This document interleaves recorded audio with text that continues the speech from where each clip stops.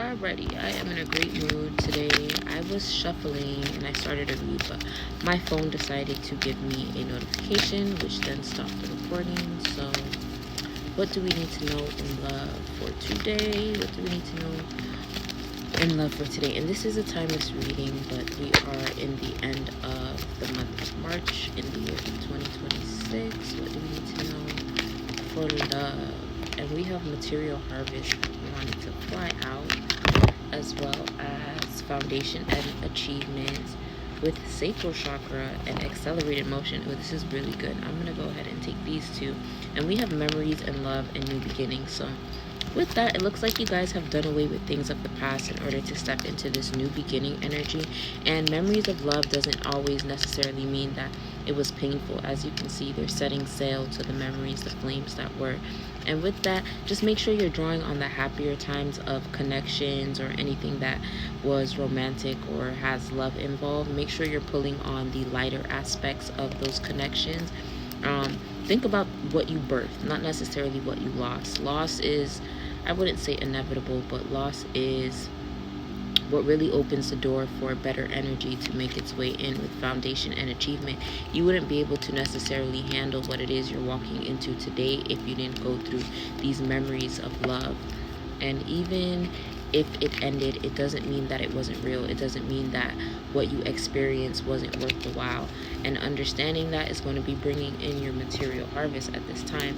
And with the new moon or this eclipse that just is phasing out, what is it that you are looking towards, and what are you making sure you're doing away with so that those things can come into fruition with shadow? And I had to flip it, so this is really what wanted to be exposed. Are you integrating your shadow in a way that is beneficial to where you're going, or are you just doing away with it until it comes up again with triumph? And I don't, with emotional withdrawal peaking, I don't feel like you guys are just surface level with your shadow work right now. I feel, truth is coming out.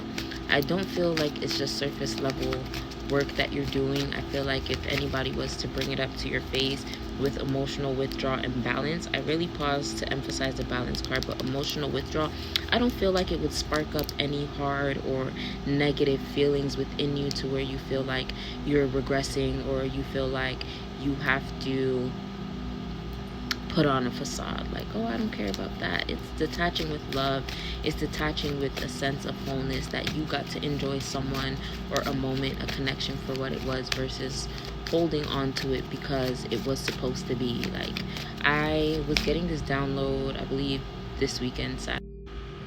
So the Saturday that just passed, with Rest and Rejuvenate, I was getting the download of, don't tell me I just lost it. What was that download?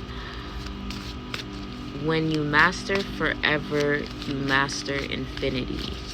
When you master forever, you master infinity. And mastering forever is letting go. Like when you're able to understand that nothing lasts forever, i.e. mastering the concept of forever, nothing lasts forever, that is when you can step into the timeline of infinity, meaning that one connection that we are all centered in, no matter what it looks like, no matter who it looks like, that we are connected in that way. So not feeling bored, not feeling like you wasted your time with awareness, just knowing that you got what you needed out of the situation. And here's that truth card finally coming out. But just being aware of things are not meant to last necessarily, and when you understand that, you can actually move into those connections that feel infinite, that are limitless, that allow you to be and evolve into different versions of yourself with patience and planning. And truth right back on the bottom. So what you need to know in love at this time is just keep letting go. Even if you are in a state of growing with someone, you need to be able to let go on a moment-to-moment basis who they were, who you are, or who you know yourself to be in that moment, so you can keep moving forward. Holding on to people when you're meant to grow is not going to give you the balance that you think it is. And love with authority here, and the vibe I was picking up, love is not possessive. You're not here to own anyone. You're here to experience them and to be experienced. So when you know that, again, you can master that infinity and really call in those connections that honor choosing, that honor choice. It's a choice to let go. It's a choice to love. Everything is a choice. And the more you do it freely, the more you do it without a need for an outcome is the more that you're able to enjoy it with wisdom. Like, it sounds easier, I do want to say that, but again, it's a practice. Crown chakra. So with, like, I think I channeled this in my April read that's just now posted to my YouTube, but it's getting to a point where you are able to remind yourself to detach. It doesn't matter if you're present in the situation. Detaching in the moment is what opens up the doors for miracles, for more opportunities, for things that are further aligned, or give space for a person to further align with you. Leading by example is actually what I was talking about in the message for April, or the energy read for April.